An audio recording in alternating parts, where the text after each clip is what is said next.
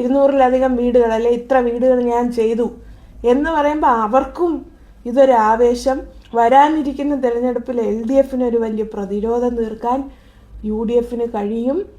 നമ്മുടെ ഈ അസംബ്ലി തെരഞ്ഞെടുപ്പിലെ കോൺഗ്രസിൻ്റെ 7-8 പ്രധാനപ്പെട്ട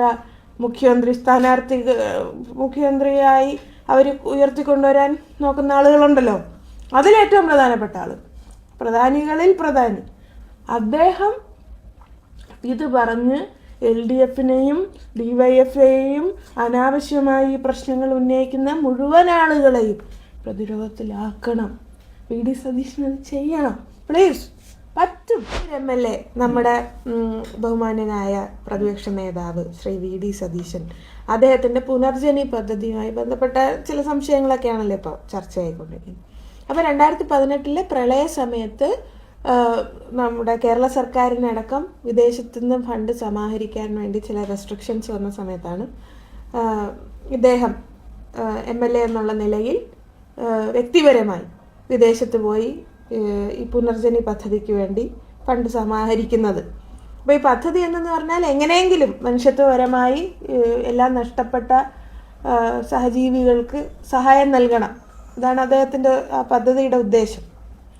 അപ്പോൾ ഇപ്പം അദ്ദേഹം പറയുന്നുണ്ട് 200-ൽ പരം വീടുകൾ ഇവർക്ക് വെച്ചു കൊടുത്തു എന്നൊക്കെ. അപ്പോൾ അതിന് രേഖയില്ല എന്നൊക്കെയാണ് ഇപ്പോഴത്തെ ചർച്ചയും സംശയങ്ങൾ. ഈ പരാതി പക്ഷേ ആദ്യമായി കൊടുക്കുന്നത് ഇടതുപക്ഷക്കാരല്ല. ഇത് കൊടുത്തത് ജെയ്സൺ പാനിക്കുളങ്ങര എന്ന് പറയുന്ന കോൺഗ്രസിൻ്റെ തന്നെ ഒരു പ്രവർത്തകനാണ്. അപ്പോൾ അദ്ദേഹം ഒരു വിവരാവകാശം ചോദിക്കുന്നുണ്ട്. ഇങ്ങനെ MLA എന്നുള്ള നിലയിൽ പുറത്തുപോയി ധനസമാഹരണം ഈ കാര്യത്തിന് നടത്താൻ വേണ്ടി കേന്ദ്ര സർക്കാരിൻ്റെ എന്തെങ്കിലും അനുമതി ഇദ്ദേഹത്തിന് നൽകിയിട്ടുണ്ടോ എന്ന് അദ്ദേഹത്തിൻ്റെ വിവരാവകാശത്തിൻ്റെ മറുപടി വന്നിരിക്കുന്നത് നൽകിയിട്ടില്ല എന്നാണ്. അവിടെ നിൽക്കട്ടെ, ഇപ്പം എന്തായാലും ആ ചർച്ചയല്ല. ചർച്ച എന്ന് പറഞ്ഞാൽ CBI അന്വേഷിക്കണം. ഇതിൽ ഈ പറയപ്പെടുന്ന പ്രശ്നങ്ങളുണ്ട് എങ്കിൽ CBI അന്വേഷിക്കണമെന്നാണ്.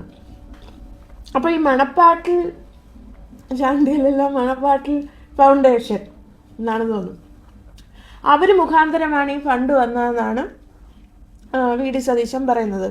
അതിൻ്റെ CEO-ക്കെതിരെ അല്ലെങ്കിൽ അദ്ദേഹത്തിൻ്റെ പേരിലും അന്വേഷണം നടക്കണമെന്നൊക്കെ ഇപ്പോൾ ഒരു ഇത് പോയിട്ടുണ്ട്. CBI അന്വേഷണം നടക്കണമെന്ന് പറഞ്ഞിട്ടുണ്ട്. CBI അന്വേഷിക്കുന്നത് അവിടെ ഇരിക്കട്ടെ, അതൊരു സൈഡിൽ നടന്നോട്ടെ. പക്ഷെ ഞാൻ പറയുന്നത് ഇങ്ങനെ ഒരു അനാവശ്യ വിവാദത്തിന് വഴിയൊരുക്കേണ്ട കാര്യം എന്താ? VD സതീശൻ ഈ ഘട്ടത്തിൽ തീരുമാനിച്ചാൽ ഇപ്പം LDF പ്രതിരോധത്തിലാക്കാം എന്നാണ് ഞാൻ പറയുന്നത്. കാരണം അദ്ദേഹത്തിൻ്റെ ഫുൾ പ്രൂഫ് രേഖയുണ്ടല്ലോ. You give 500 pound, I give 5 sewing machine എന്നൊക്കെ പോയി UK പറഞ്ഞിട്ടാണ് അദ്ദേഹം ഈ പൈസ കണ്ടത്. ഇത്രയും കാര്യം അദ്ദേഹം പറഞ്ഞാൽ മതി. ഏത് അക്കൗണ്ട്? സ്വന്തം പേരിലെ അക്കൗണ്ട് ആയിരിക്കില്ല, ആരും അങ്ങനെ ചെയ്യൂലല്ലോ. അപ്പം ആരുടെ പേരിലെ അക്കൗണ്ട്, എത്ര രൂപ ടോട്ടൽ വന്നു, അതിന് എവിടെ, എത്ര സെൻറ്റ് സ്ഥലം വാങ്ങി, സെൻറ്റിന് എത്ര രൂപ വെച്ച് എത്ര സെൻറ്റ് സ്ഥലം വാങ്ങി, എത്ര വീട് വെച്ച് കൊടുത്തു, അതിൻ്റെ ഡീറ്റെയിൽസ് ഇത്രയും മാത്രം കാണിച്ചാൽ പിന്നെ CBI അന്വേഷിക്കുക, ആര് വേണമെങ്കിലും അന്വേഷിക്കട്ടെന്നേ, അത്രയല്ലേ ഉള്ളൂ. ഇങ്ങനെ ചെയ്ത് ഇപ്പം ഇതിന് മുമ്പായി തന്നെ അദ്ദേഹത്തിൻ്റെ സ്വന്തം പാർട്ടി, യൂത്ത് കോൺഗ്രസ്, മൂത്ത കോൺഗ്രസ് എല്ലാവരും വീട് വെച്ച് കൊടുക്കാമെന്ന് പറഞ്ഞ് കൊടുക്കാൻ പറ്റാത്തതിൻ്റെ പഴി കേട്ടുകൊണ്ടിരിക്കുകയാണ്. അപ്പം ഞാൻ ഒറ്റയ്ക്ക് ഇത്രയും ചെയ്തു, 200-ലധികം വീടുകൾ അല്ലെ ഇത്ര വീടുകൾ ഞാൻ ചെയ്തു എന്ന് പറയുമ്പോൾ അവർക്കും ഇതൊരു ആവേശം. വരാനിരിക്കുന്ന തെരഞ്ഞെടുപ്പിൽ LDF ഒരു വലിയ പ്രതിരോധം തീർക്കാൻ UDF കഴിയും.